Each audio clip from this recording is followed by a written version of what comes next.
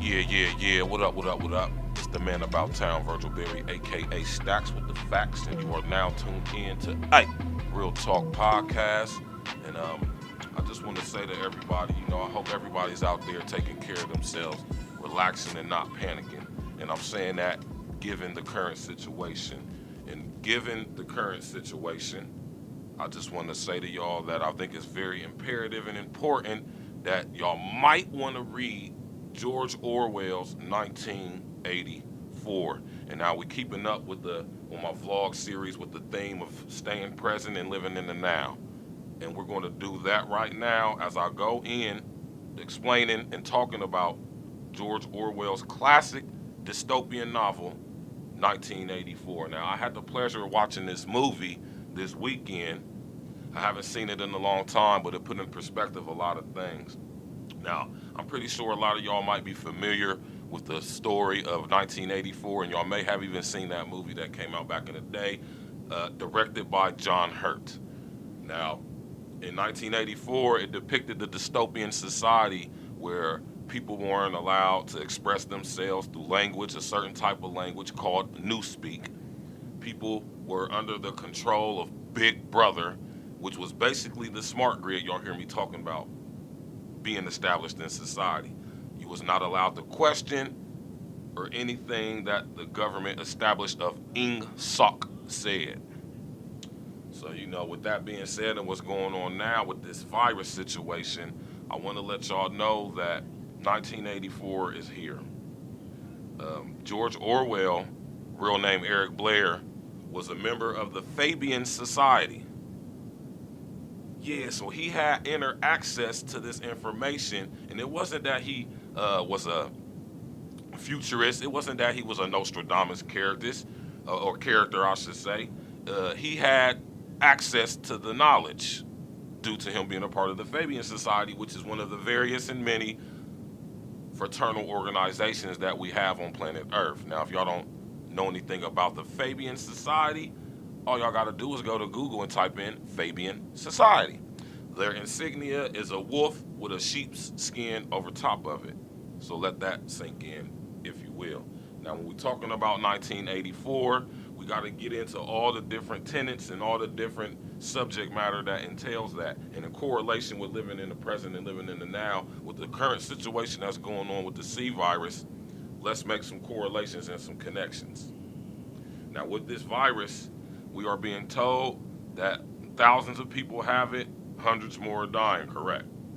We are being forced to believe and manipulated into believing that a lot of people are getting sick, people are dying, we got to lock down, and they're closing all the businesses and stuff like that.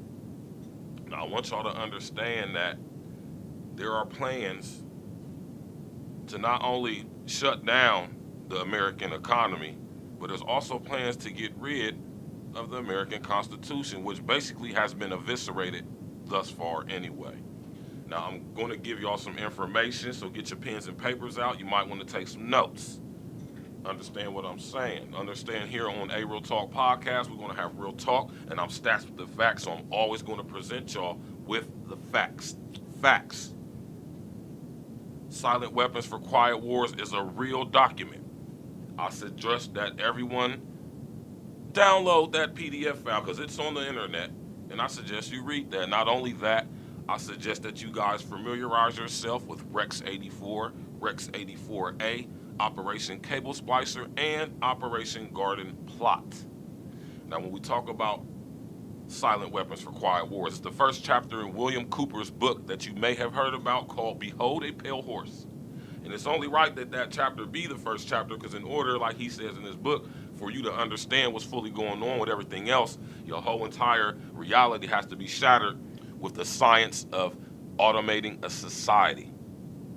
Silent Weapons for Quiet Wars, right?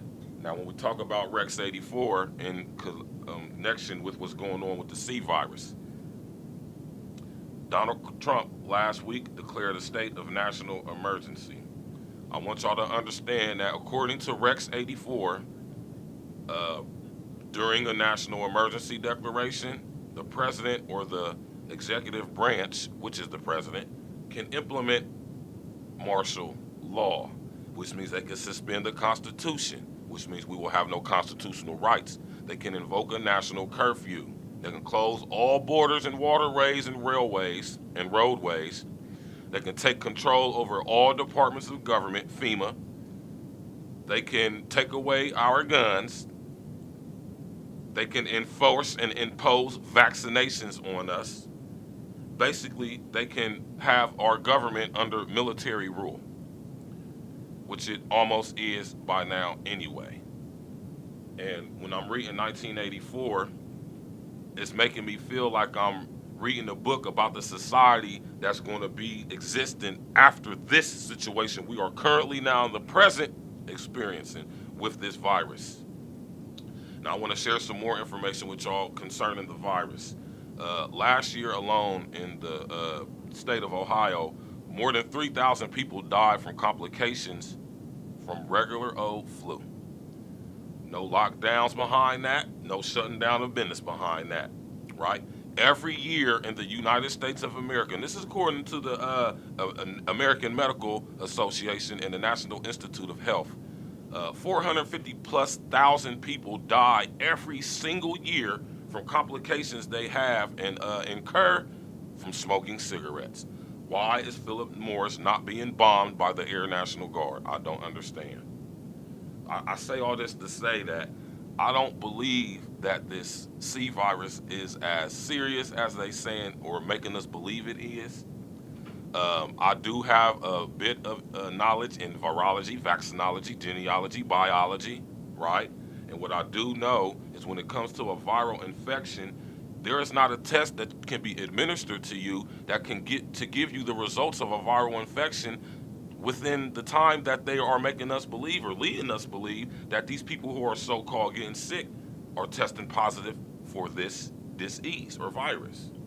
Now understand that the coronavirus has been around for a very long time. We probably all have it in our bloodstream. And when I say there's no test that could be done to detect it, now I'll put this in perspective.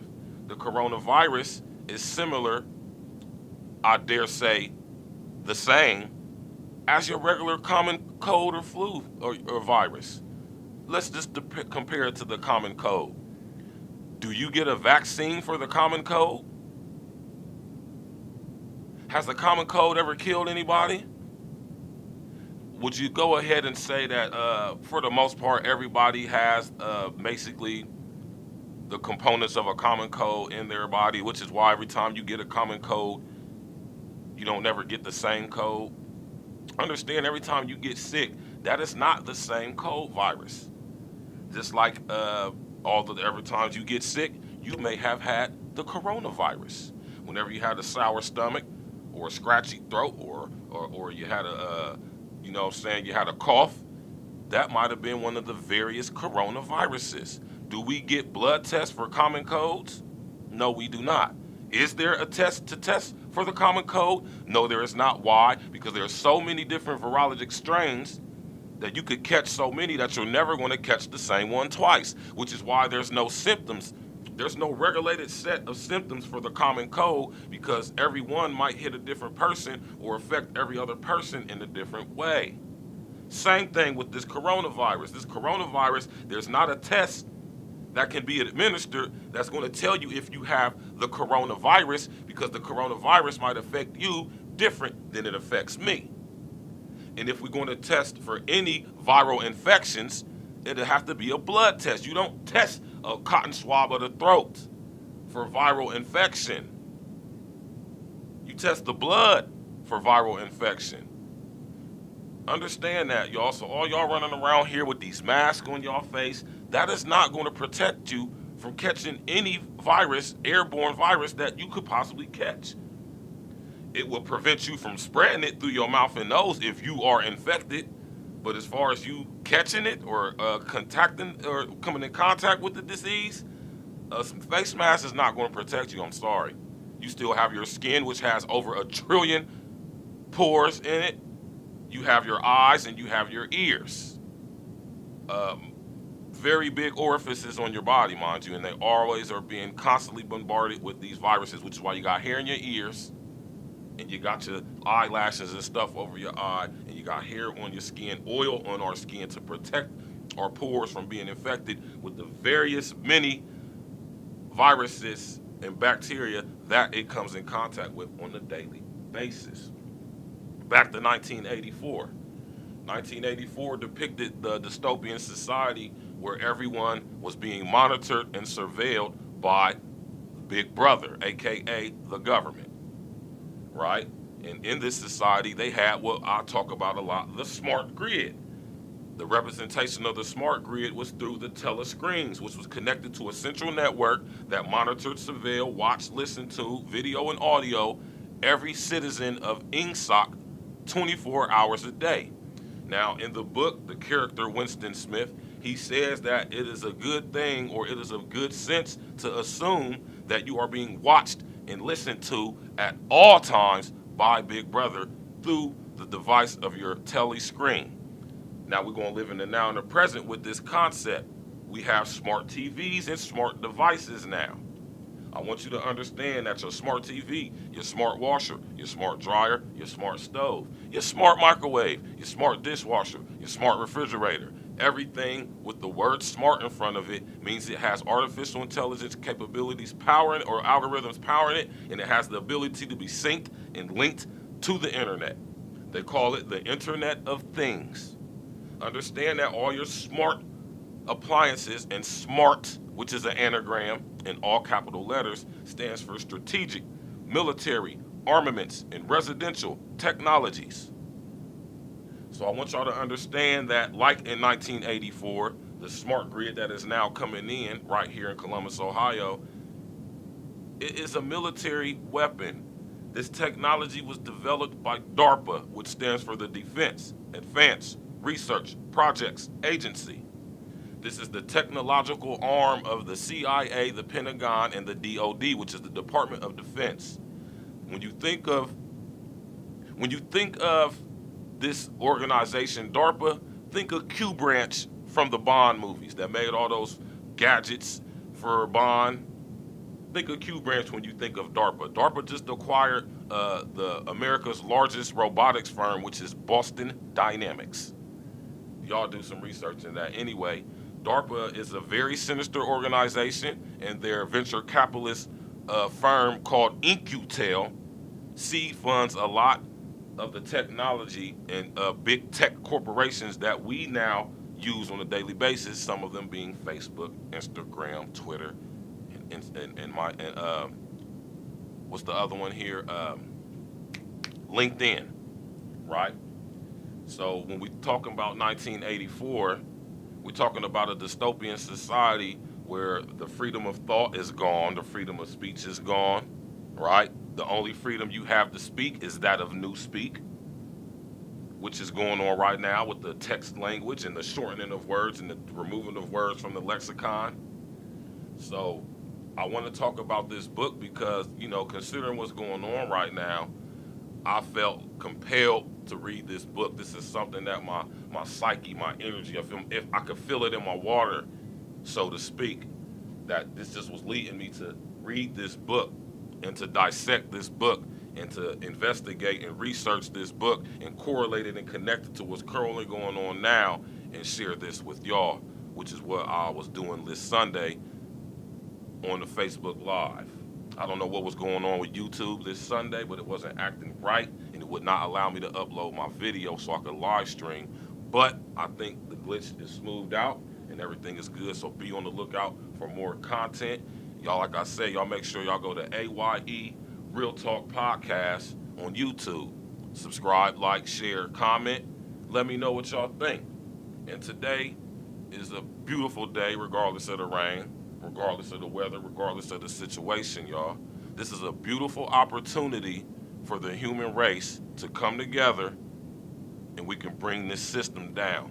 Because what they got planned for us, all I'm going to say to y'all is read 1984. Is this the society we want for our children? I think not. So thank you all for tuning in. This has been another exciting episode of A Real Talk Podcast. Y'all already know, like I just said, y'all can go to YouTube, type in AYE Real Talk Podcast, subscribe, like, share, and comment, and get with me. We can do this, y'all. We can come together. This is a perfect golden opportunity for the human race to come together, put all our differences to the side, right? And we can change our reality and bring down this system that is not serving any of us in any form or capacity of positivity. Y'all enjoy y'all's day. God bless. Hey.